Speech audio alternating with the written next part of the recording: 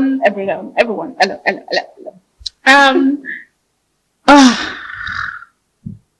Welcome to Chronicles of an Immigrant. Honestly, guys, Mo is tired. I am tired. I had a crazy week and I got everything down because obviously, I have to share it with you all. You people are the one keeping me sane, honestly. So, hi everybody, and welcome to Chronicles of an Immigrant. So, let me give you all the downloads of my week. First things first, on Tuesday, I went to London. God needs to bless a girl, because how can a baby girl that went to Morocco last week, now, no money again, bootstrapping, I'm bootstrapping. I had to go to London on the bus. It took me 6 hours to get to London. Came back again on the bus 6 hours, only for me to go for an appointment to Turkish embassy that took me an hour for my next holiday, just so you know. So I'm going to come back one time and tell you guys on how my Turkey holiday went. That's if they give me the visa. So we have to fast and pray on that one. Anyways, as I was coming back, I was coming back from my uncle's house to the coach station, Victoria coach station. Guess what happened to me? You're not ready for this. A pigeon. I got to the traffic light, and then this pigeon was flying. This pigeon did not stop and say, oh, there's a human being coming. Let me just stop. No. This pigeon flew in my face. That was not the worst part. Another one was coming. And that one flew directly on my head.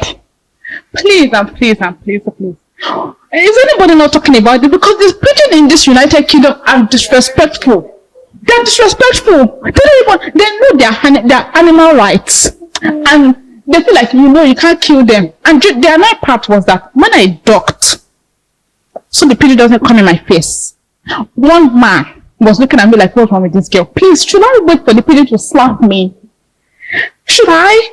Is it weird that I ducked when a pigeon was coming directly in my face? If an aeroplane is flying directly in your face, would you duck? Anyways, that's how that went. And I think the annoying thing again is that, people say, we should not come after me, but people say people that are in London are a bit, not friendly. And people in Manchester are, up north, very bit friendlier. Mm-hmm. I think there's different categories of pigeon behavior as well. Because I think the pigeon in London are even more disrespectful than the pigeon up north. They're arrogant. Because the one in Manchester, at least, they want to even give you space a bit to pass. The ones in London flew directly in my face. Anyways, that's my pigeon story. That one has gone. So that is that. I've told you how my week went, and I feel like I need to catch up on a lot of sleep, but we'll see how that goes. And this episode, one of my friends is turning 30. Her name is Victoria Banker. So Banker, if you're listening to this episode, I want to wish you a very, very, very, very happy birthday. I pray that your 30th brings you the accomplishments, the joy, the happiness, the blessings that you've never seen before. Like, God will take you to a place whereby you're going to unlock your greatness this 30. A lot of us are turning 30 this year, and it's interesting because, when you're in your 20s, you're like, am I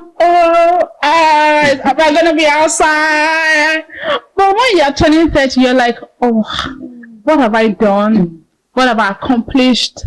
I'm getting older. It's just how life is, but the best is yet to come, and our 30s will be way, way, way, way, way better, greater, and more fabulous than our 20s. So yeah, that is how my week went, and yeah, not to bore you too much, I'm going to try and see if I have anything in my notes apart from that. I'm jotting down my week because I forget things a lot, so I have to jot out everything if I want to talk to people. So yes, so today, before we introduce our guest, I want to read all the captions that were on Instagram, on our YouTube channel, on where else, everywhere. So I'm going to read some captions that people are commenting on. I want to say thank you for dropping comments, for liking, because this journey is impossible without you all. So I'm going to start from some YouTube. Somebody said on such an episode, said, sorry, I didn't hear a word because this guy is just too cute. So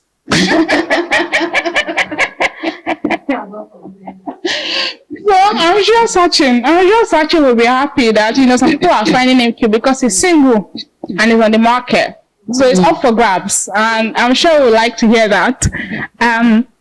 Somebody said, this one's Abdul's side. He said, massive. We need more of this.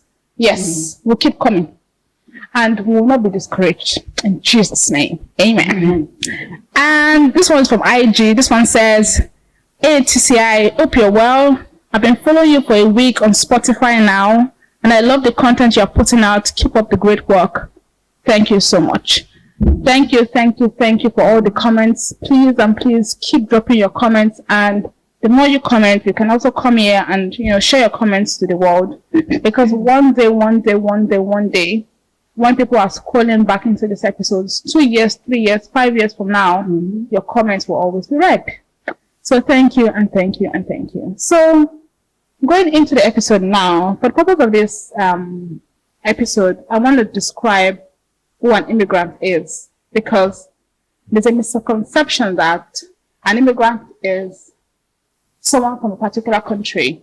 So only it's people that are coming from Africa to Europe, or people are coming from Africa to to America. So an immigrant is somebody that is living in a place different from their own country.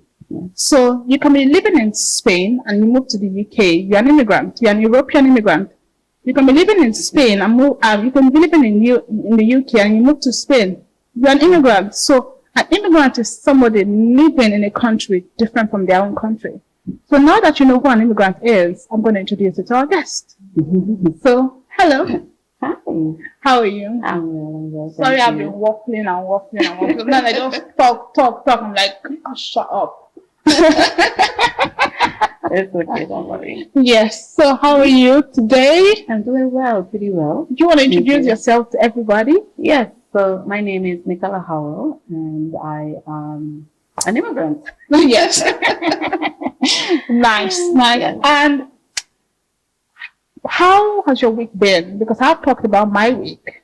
So my week has been quite exciting, very stressful as well, such as yours. It's not as funny as the pigeon, but it's a bit stressful, working and back and forth, getting started for the conference that's coming up. Okay. For the NSPPD conference. So it's been a very challenging week for us. Are you very involved in the conference? Yes, I am. I'm very involved in the conference. I am a part of the ushering team. Oh, okay. So I'm going to be helping out in the ushering. Oh, so where is this conference holding? So the conference is going to be down in London. Oh, okay. At the Twickenham Stadium. Oh, how many capacity? How many people is that? 80,000. Whew. Yes. 80,000, and it's packed and it's full and it's sold out. You mean we have 80,000 NSP? What do you people? What do they call it? NSPP Darian? Oh, boy, in this United Kingdom. 80,000. 80,000. When is the conference happening? It's happening on August 10th, which is Saturday. Oh, okay. That's at 12. So there's loads of people. I was surprised at 80,000 capacity. There's that many people, but obviously it's going to be mind-blowing, filled with the Holy Spirit, songs, praising God, and amongst other things. So what God cannot do does not exist. This podcast is going to be global, and what God cannot do does not exist, whether you people like it or not. Anyways, so do you want to take us on your journey? How you started, how you came to the UK. Just share us your story, basically. So thank you in all instances of everything. And just say thank you, obviously to the Most High, to God, for keeping me alive today, for allowing me to do this podcast, and also to you, Mo, and the rest of the crew for having me on. It's really a pleasure to be here and honored to be here. I mean, I was a bit nervous and scared, but okay, just to get the word out, etc. So, my journey started live and born and raised in the British Virgin Islands. For those who don't know, it's in the Caribbean. It's a very small, populated country, 24 to 30,000 max people. That means everybody knows everybody. Everybody knows everybody. You know your neighbor knows you. It's just, yeah. But how many was it men to women ratio in that country? There's more women than men. So that means, how will you meet people? How do you meet men? You know, I don't know, but somehow we meet people somewhere. And you would think that, you know, that you don't know somebody, but somehow you've never seen the person, but the island is so small that you're like, oh wow, I never even met you. But, you know, so born and raised in that small country, lived most of my time there, went to high school there and everything else there. And then I migrated. There was a major hurricane in 2017. I don't know if the audience would know, but if not, there was a major hurricane in 2017 called Irma. And that happened in September of 2017. So it kind of destroyed a lot of the different islands, not just mine, but a lot of the other countries. How intense was this hurricane we're talking about? It was horrible. It was like tornado, hurricane, wind. It was coming at 100 miles per hour situation. So we're talking about a lot happening. Devastation was horrible. Obviously, homes was destroyed. Hospital was destroyed. Like many things was destroyed. So fortunately for me, I was not on the island at the time. Okay. I was on vacation actually. Yeah. But unfortunately, it was bad for my family that was still there. Yeah. My siblings, my mom, and friends and other people that was there. The island was totally wiped out. There was no communication whatsoever. So it was quite scary. So did you lose your house? Did you lose like your car? You know, I'm sure for people. Yeah. But did this happen to everyone? Like, did it flood the entire island? Everything was pretty much gone. So you mean, let's say an island that has houses? Everything was gone. Everything. The only thing that was standing is the frame of the house, of the home, because everything is built in concrete, as you know. But the roofs was gone, windows was gone, some people's doors was gone. As a matter of fact, people's wash machines and television was flew out from the homes. The impact. There were so many things that were stuck in the hills. It's like a bomb drop on the island and just wiped out everything. So when I came back, while being stuck in the U.S., came back after a month, it was devastated. Really devastated. There was no greenery. The mountains was green. There was no green. It was like literally you could see ahead of you, basically. Everything was just white. Everybody was just trying to get themselves back up and running. Businesses, banks was literally, it was struggle. There was no electricity. It was just horrible. Yeah, so when there's an hurricane coming, there's news about it before it comes. Yes. That's it. Yeah. So where do people hide? So we don't have any places that we hide. It's not like in the US where, you know, where there's a tornado, what they go under, stuff like that. Because in the Caribbean islands, there's so many hurricanes that comes every couple of years. So it's not every year it comes. But when we do have a hurricane, we're like, okay, we just basically, get wood and board and strap down our windows and things like that. Because we are accustomed to hurricanes. But 2017 surprised us. It was more than a hurricane. It was like a tornado. And so that's what we usually do. We strap down our windows, we get boards, we nail them in and be secure that way. Yeah. So, so that was that the reason why, you made the decision and said you're leaving? So with that, before even that, I was thinking about moving, but I wasn't sure where. Okay. But when I came back and I saw the devastation, I was like, no, I think this is a reason for me to go. So I prepared myself, obviously.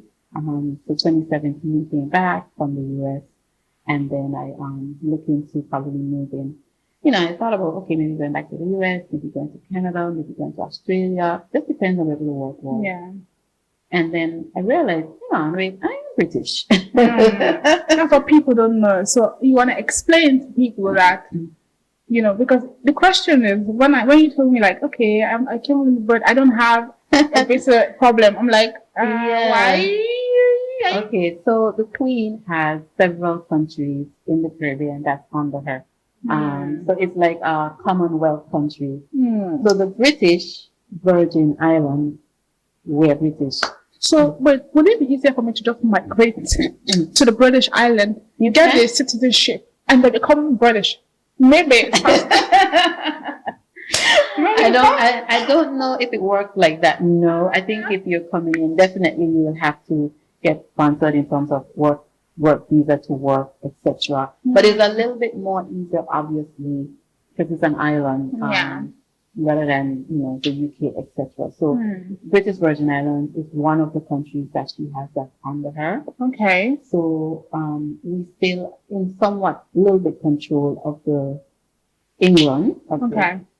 But we have our own prime minister, we have our own ministers, we have our voting rights and everything.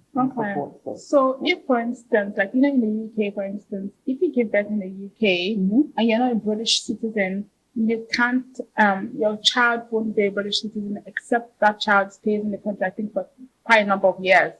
So if, for instance, I go to British Virgin Island, I go there, I have my baby, why does my baby get citizenship faster? I think, from my understanding, if you are an immigrant and you're not a full-blown Virgin Islander, the child has to wait, I think, a certain amount of years in order to get their rights, because neither of the parents are from there. But, however, if one of the parents is from there, then that parent can apply, and that's fine. So it's basically the same process as here. Pretty much, somewhat to an extent. Yeah, somewhat to an extent. Okay. I was thinking maybe I just go back, just go to the Caribbean for a couple of, maybe 2 years or so, and then just come to I'm British. Okay, so after, deciding where I'm going to go, I decided to move to the UK, and I moved to the UK in 2018 May.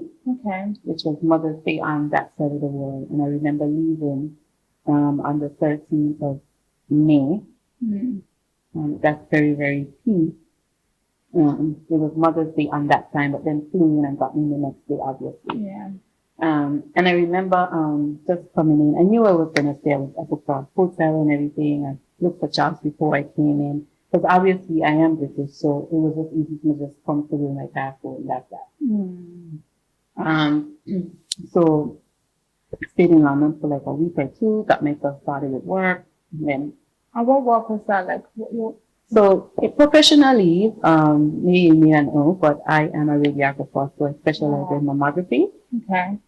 So back home I did X-rays and stuff like that. So that's what I studied in the US. And so, I am a radiographer professionally. Yeah. So that's what I do here in the UK. Do you like it? I love my job. Oh, nice. I love my job. It's a way of, helping people and communicating with others and understanding their journey of, dealing with breast cancer and all sorts of different things. Oh, okay. Yeah. So is it like, for instance, in the medical line, there's a lot of, specialty. So do you have to, like, I'm just wondering, this is going to be a very naive question, but, can you specialize in a different field? Probably, let's say you went to medical school and maybe you only have idea of maybe general surgery or whatever. How easy is it to transition from that to being a radiographer, or you have to specialize in that? I think if you're coming from another island or country and you are a surgeon for whatever reason, and you're coming here, there are some steps that you have to take, obviously. You have to be registered with that specific council. And I think for a doctor, they have to be registered with GMC. they have to be registered, they have to do the certain things, submit the certain things that the council would require. Sort of like what I had to do anyway, because even as a radiographer, anything in the medical field, there are specific councils that you have to be registered under. So that to me would be allied health, that falls under allied health, and I would have to be under HCPC.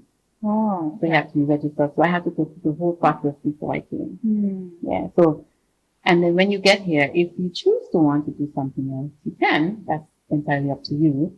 If you want to transition into radiography from a surgeon, which I wouldn't think you want to, but because it makes more money to an extent. So, but I always believe the sky is the limit and the world is my oyster. 100%. So if you take us back to when you moved from, you know, the British, the Virgin Islands to the UK, and after the hurricane, coming to a new country, how was that for you? You know, because you came from an environment where you just lost everything. Yes. So I came from an environment where we lost everything. My siblings and I, you know, lost not just, you know, just the roof of our home was gone, windows was gone, etc. So we had to start from scratch. Most of everybody on the island have insurance, so we were lucky enough to have insurance to rebuild, and the whole island had to take effect of rebuilding slowly. It wasn't scary at all for me to move.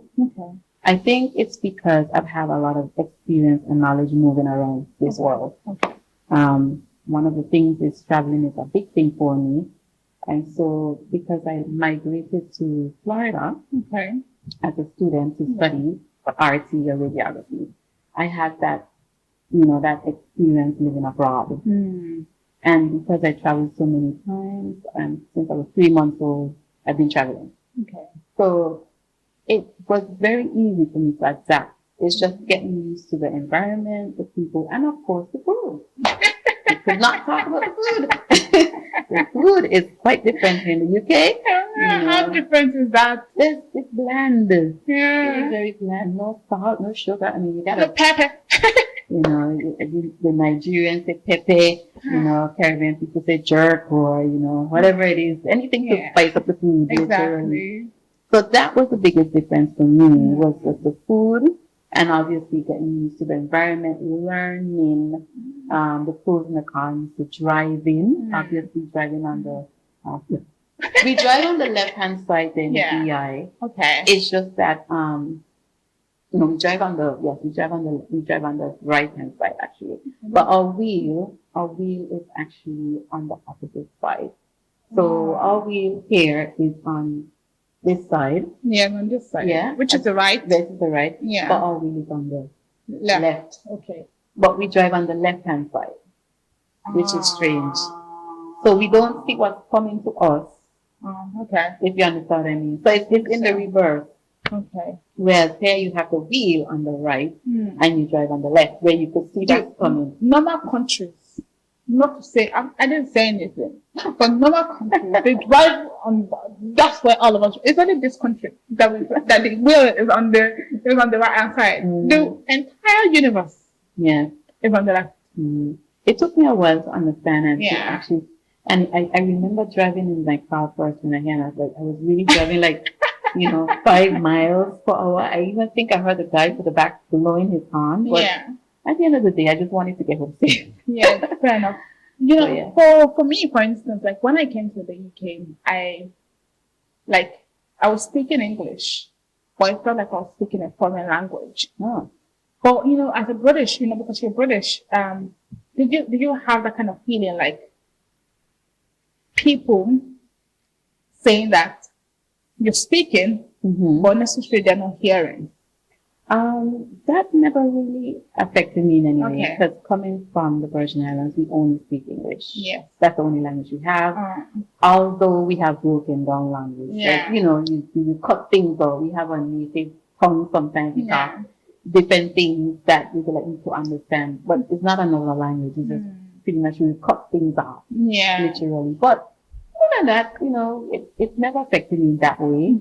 And I think for me, it's because living different places before, I've developed learning how to speak very, very properly. And so when I came here, I was able, I just adapt. And, most people, when I came here, kind of love my accent because it's a mixture of Caribbean and American. Yeah, okay.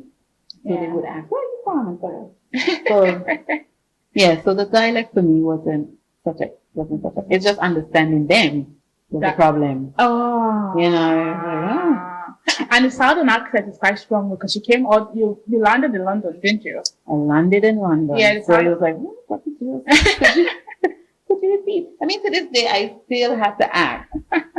Can you repeat sometimes? Especially if they're coming from Scotland. Yeah. There's that. Oh, it's like, what? The Welsh. The Welsh accent is very, very, very strong. Very strong. Let me make you laugh. I had a call.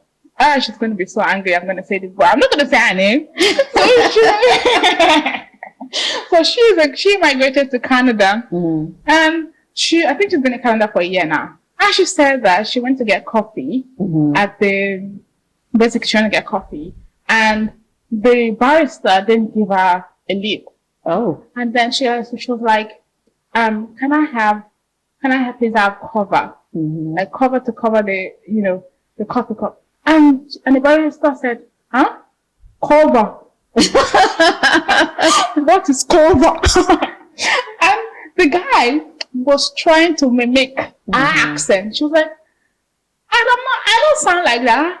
So because cover is just saying like the Nigerian way when you want to cover, like when you want to cover something like the lid, they call it cover. Yeah. But in Canada it's called a lid. So they caught that misconception, and the way the way she does it so funny. The way the guy, because we all speak, and sometimes we tend to mimic the other person's accent. Right. And his version of our Nigerian accent was called. Oh no. Everybody has an accent. Yes. Wherever you're from, it has an accent. Yes, so yes. But I think it's just opening up your ears to understand what you're saying. But the Nigerian accent can sometimes be, it can be very, very, very, very. I know. I know. Very, very strong. I attend a church that is 95% is Nigerian. Do you find that difficult to understand? I do. That sometimes I really do, and sometimes I'll be like, "Can you repeat yourself?" But obviously, I think as time goes by, my ears try to understand things, and if I don't understand something, I just ask my friends who are Nigerian, who goes to the church, like, what did you just say? Or, what does this mean? I have this thing called wahala, and it's like, what? Jit? I'm thinking about Rasul Haruga, but I feel like everybody should understand what we're saying. Yes. So for me, it's like I'm trying to having conversations with Nigerians. I have to, they get so excited because you guys talk so fast. Really, we do. Yes, you guys. Sometimes it's like, okay, what did you just say? So they're like, oh, I forget you're not Nigerian. So let's just take it back. Especially as it returns to Belarus as well when we are with fellow Nigerians, like when we're with fellow Nigerians, that we sometimes just get carried away and you feel like everybody understands what you're saying. I think that's exactly what it is. Yeah. I mean, it is what it is. I'm just used to it. Yeah. There was one time, because there's this thing called code switching. So basically, like when I'm at work, I'm in a default mode. Like there's a mode that you cannot be caught. I have conditioned my accent to fit my work environment. So if you call me on the phone, you call me at work, call me whenever, as long as I'm in the office, I'm conditioned to speak that kind of way. The moment I leave the office, the Nigerian in me just wears back. I just like a garment. I just wear it back, and then it's like pulling up a wig. And I put it, and I just wear it back. And then when I called a colleague of mine, a colleague of mine rang me, or I called out something. While I've won back my Nigerian accent. And then she was like, hey, hello, what's up? She was like, I said, yeah, what's up? She was like, I was like, oh, I'm so sorry. I forgot I'm back in my Nigerian. Oh, hi, how you doing? Yep. Like that's it. And we sometimes forget that. So yeah, so let's go back to So definitely migrated here, Yeah. worked. I started down at Brighton. That's my first job As a what? as a radiographer, mammographer. Yeah. So I worked there for 6 months or so, at least 6 months, almost 9, and then I started moving up the coast. So I wasn't sure where exactly I wanted to move because remember coming to this country, you know no one, you have Yeah. no friends, you have no family, which I do, but I really don't know them that well. Yeah. And whatever I've learned so far to this day, I've learned from British people. Or Google is my friend. Yeah. That's That's what I did. That must have been hard. So when you came to the UK, you didn't no partner. What's that story behind no? So I did have a partner. I got married back in 2018. Okay. And so, we back 2018, but obviously he couldn't move with me at the time because he is not British. So obviously I had to, in this country, when you're coming to this country, by the way, if you're married and you're British, you can bring your spouse.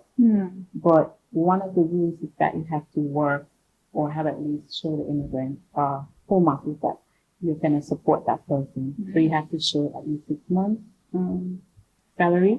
So when I came, I worked for, for 6 months and showed proof that I can bring him over. So applied for him, etc., etc. And then he came over in 2019. And then we lived together for a certain time. And then, that was it really mostly in that way. And then we just, things didn't go too well on that end. And that's fine. And then we just split our ways and we keep moving on. Basically. How is that, in a new country, the only person that you know as family, losing that person and far away from home, how did that feel? I think for me, it felt a bit, at the time I had support. At this time now, I had a lot more support. I had a lot more support from not just family from back home, but also family here in the UK. And when I say family, it's more like friends that I've knew along the way over the years, and they became very dear to me. So they were very supportive, obviously. And so I didn't struggle too much in that way because I think when a woman is fed up, she's fed up. She's just fed up. She's had enough. And it was just an easy transition to move on because of the level of, deceitfulness or toxicity or whatever that was happening in the relationship. Obviously, none of us are perfect. We cannot ever be perfect. Only God is himself. So we are going to make mistakes along the way. And that is fine. So they were my support system. And obviously prayer as well.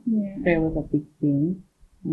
I had to improve God in a lot of different things. And even after several prayers, I had to go on, and just seeking God from there. I think that's what really kind of helped a lot. Definitely God.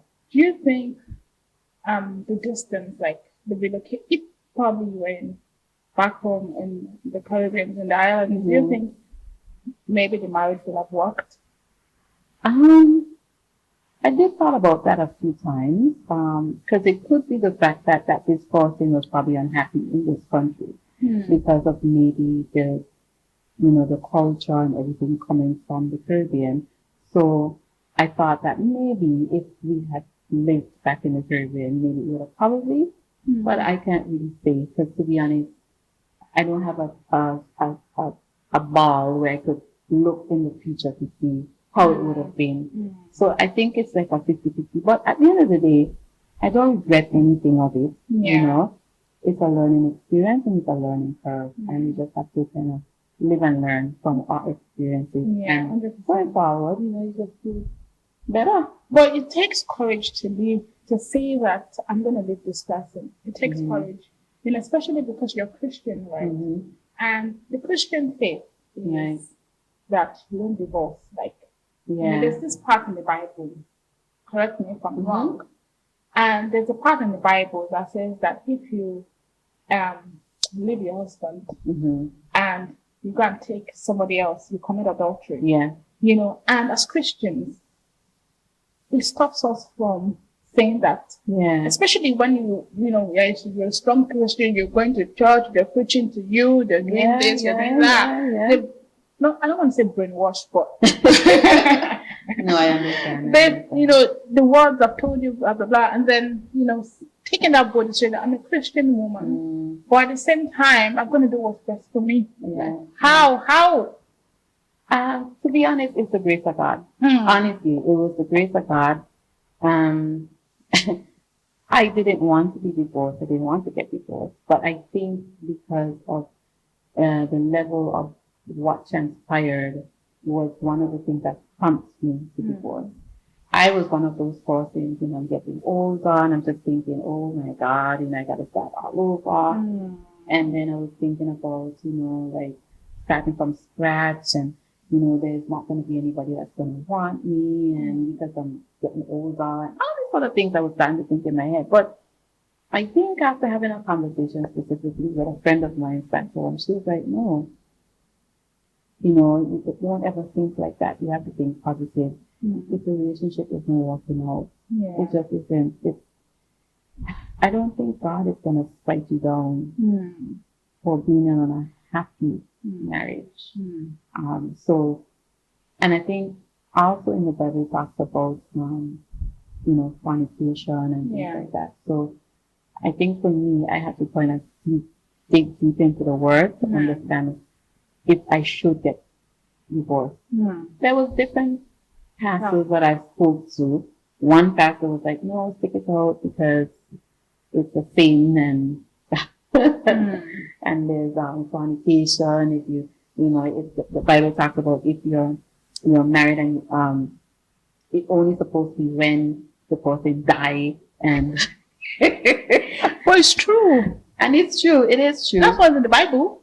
Yeah, but I think personally, I don't think God would want us to stay in an abusive relationship. Exactly. God doesn't want you to die. Whether it's mentally or even spiritually or physically, I don't think that God would want us to be in that sort of relationship. But the thing is, it's just basically just what you want as a person. If you choose to stay in the relationship, that's on you. You're going to have to really seek God more and hoping that this person can change. And that's possible. I'm not saying, but that person has to seek God himself too. 100%, So if that person hasn't seek God and you're seeking God, it's a lot of prayers and constantly going. That person might not ever change and you'll be there unhappy. So I don't think it's just one person who was unhappy. I think both of us was unhappy. But I think it was the best choice for me to kind of, he didn't want the divorce, but I did. So I think for me, mentally. As you said, and when a woman is fed up, she's fed up. And I think that was the best decision I did. Was 100%. To kind of let it go. And, since then, God just opened up so many doors. Let God. Yes, definitely. There was a lot of doors open after since. And you have a business now. That you're very passionate about. Oh, yes. And I want you to talk us why, your business started, and your business is definitely very different from your career path. And want to hear about that business. And I also want to hear about the fact that, do you think you would have started that business if you were still married? So, first of all, my business name is Lily. It is a Latin name for delightful. Okay. I had delightful gifts, but obviously somebody took it. So I thought, I was like, okay, maybe I need to revamp this. I really love the name, delightful. I think it's gracious. It's really a nice path. When I think about delightful, I just think about smiling and laughing and giving somebody you just shared. So I looked it up and I saw it was Latin for release. Wow. That's where it all started. And the business started like back a few months ago, I would say probably May. Okay. The thought came to my head in April, but then execution started between May and June. I wasn't sure if this is something that I really wanted to get into. I was very nervous to an extent because I'm just thinking, I need business, how is this going to go? I started doing my research about other businesses that does the same thing. But what makes my business a bit different is that person that does the baskets and support, I put different things in it that make it different. And then what makes it even more special is that God is in it. So your business is a box of gifts wrapped in the image of God. we can type it like that. Yeah. Let's have one and break the bell. Let people see the baskets. Okay. So let me just let's tilt it and people can see what we're talking about. People want to encourage each other. Yes. We have to encourage ourselves. Being a businesswoman is not easy. As you can see that we are podcasting. It's not easy. It's easy. Jonah, you can put it on the table. Yeah, that's fine. Yeah. So, let's just talk about this basket. Yeah. So this basket is created for someone who's having an anniversary. They're celebrating their anniversary, and I call it the luxury box. Okay. Love and luxury box. So if you're in love, it could be with anybody. It could be your mom, your dad, anything. I call it luxury box. So basically it's fresh flowers, as you can see.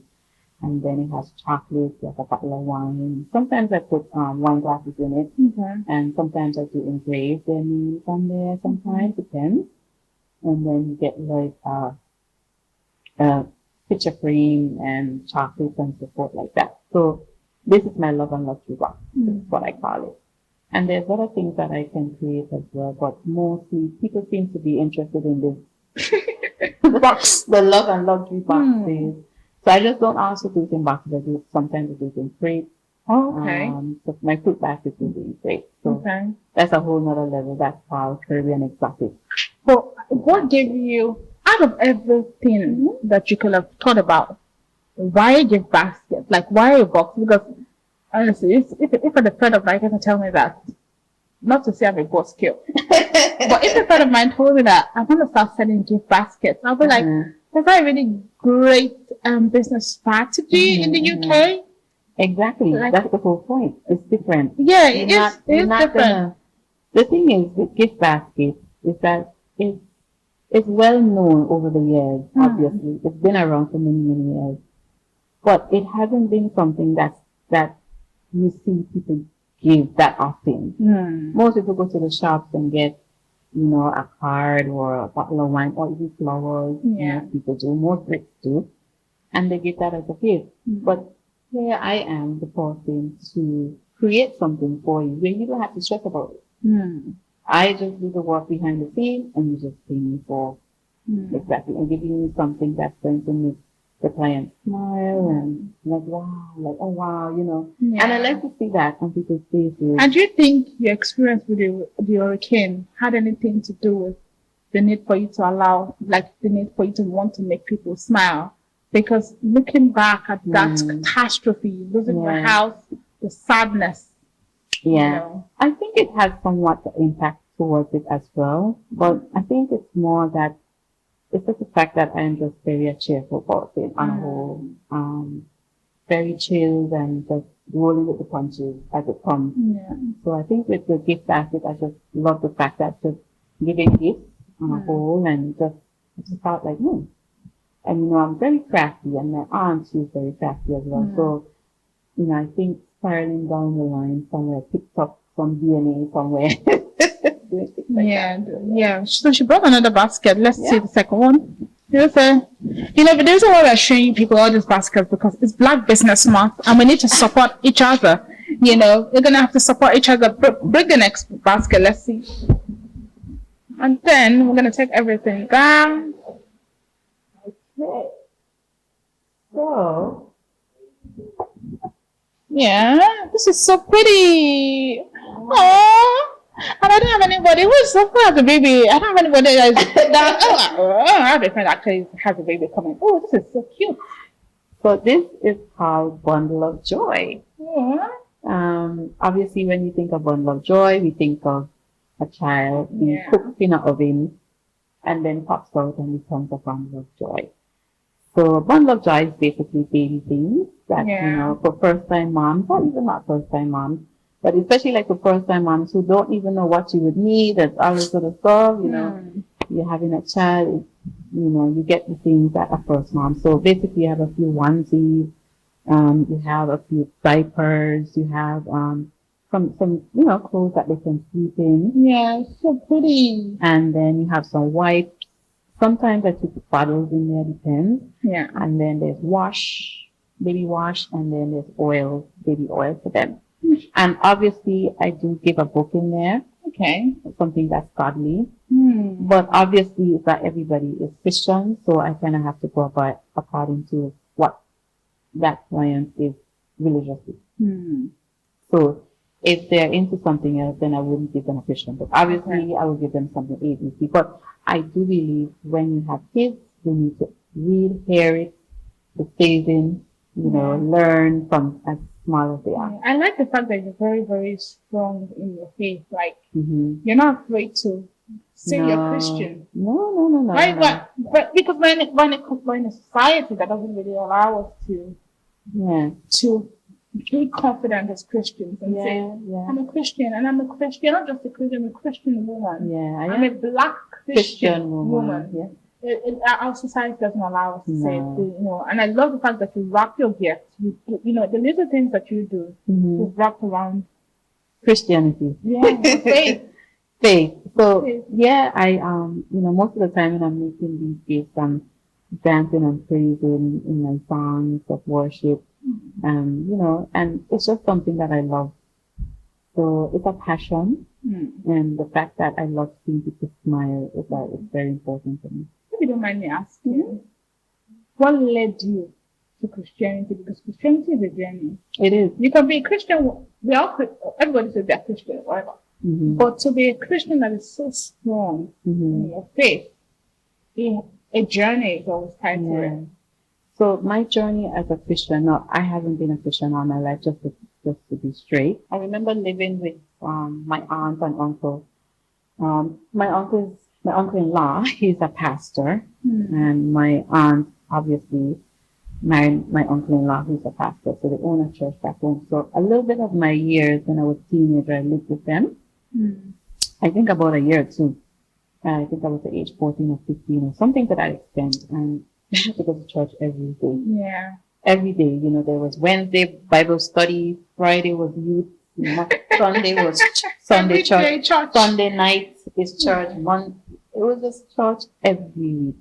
And so they led me to God at that tender age, And then along the way, as I moved away from them, I strayed away into that. But then something about that, I still somehow I felt like I was still connected somewhere. Like I didn't feel like I belonged to the world. Like there was more to my life than just being out there partying and having fun.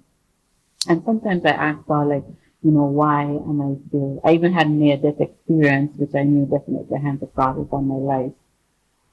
So I definitely knew that I had to serve God at some point. So as transitioning, I became serious into my religion.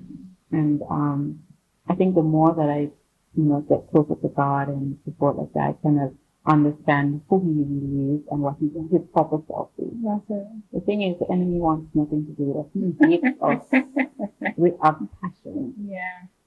But God loves us all. He loves His people. He created us to gain us to, for us to love Him and look to Him for what little we need. So I remember God speaking to me and telling me that, His hand has been in my life all the time.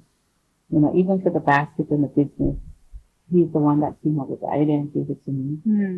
And then also, as you know, I have a shirt and so forth as well. So we eventually touch on that. But the journey of Christianity has been, there's no easy road because you're going to have troubles along the way. And people always see when you become a Christian, it's going to be perfect and everything. But bear in mind, when you become a Christian, that's when the enemy attacks you even more. Because he knows that God has a purpose for your life. There's a destiny at the end of that tunnel that He wants you to fulfill, and He does not want you to.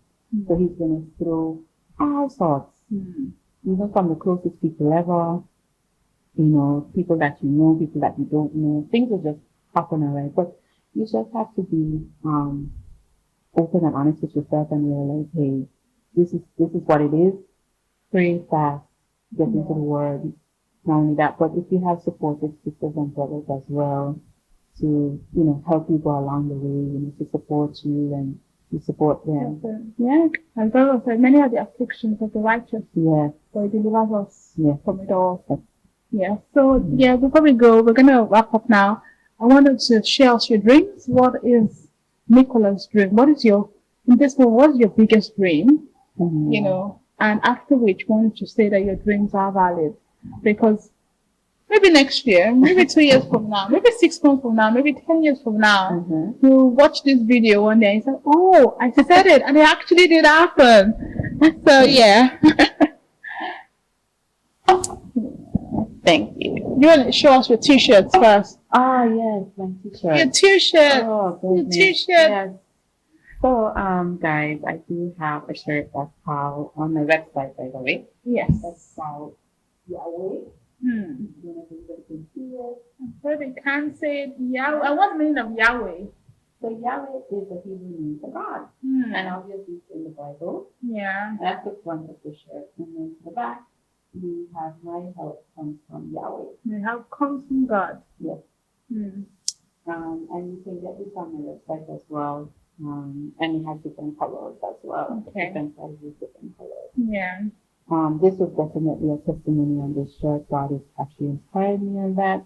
And this is a way of how we can glorify His name by wearing something that glorifies His name. Which is that. Yeah. And just the same way how you've asked me, what does Yahweh mean? It's the same way you wear the shirt. Nobody asks, what does Yahweh It's true. I'm Christian. I believe in God, and I'm not afraid to say it. Exactly. Valid. That's it. Yeah. Period. You can show yourself if you have a problem with it. Yes, I'm a spiritual being. I'm walking in the spirit. Exactly. Okay, so share your dreams with us. So my dream is basically, my most important dream is for everybody to have one of these shirts in terms of the vision that God has given me. And the vision is for persons to wear and glorify His name. That's the vision that I've seen. I've seen it, the time was like a flash. It's for everybody to glorify His name by wearing His name. So that's my vision. Hopefully in the next 5 years, people will be wearing this shirt in the US, in Nigeria, in Europe, here in the UK, in the Caribbean, which is already started a little bit. Yeah. Even if it's just one person in that country, at least they're wearing it there. And then it goes on and on and on and on. So that's my vision. And for my business to grow, obviously everybody wants a business to grow, to excel, to do well. Eventually tap into doing, baskets for like well-known people, ministry and support like that. That's what I would see myself. And your dreams are valid. Yes, they are definitely. Your dreams are valid. You want to cheers to that? So cheers. There you go. Yeah. Oh, that's nice. That's actually better than the last one we had. Actually, it tastes good. Yeah, the last one was but to be fair, this one is like 1 pound higher than the last one. Oh, jeez. So, this episode was spiritual. Yeah. And it was an episode whereby we're trying to promote, because August is the month to promote Black businesses. Yeah. And Nicola is a woman trying to build a business. And we're promoting her today. We're encouraging everybody trying to do one business or the other, that you can do it. And if you're Christian, your business can still denote the Christian that you are. You shouldn't be afraid of your faith. You shouldn't be afraid of yourself, who you are. You shouldn't be afraid, because after all, this life is so short. So why live your life for somebody else? Yeah. That's it. So thank you so much for coming. Yeah. Thank you for being here. Really appreciate you. Yeah. And the hurricane couldn't bring you down. Look at you. I hear that. You couldn't bring it down, period. Anyways, thank you guys. And please, I beg. If you don't understand me, no, please. You should understand, I beg. Please like, subscribe, comment. We encourage you to do everything you can to support your girls. And thank you, and see you guys in the next episode. Bye. Bye.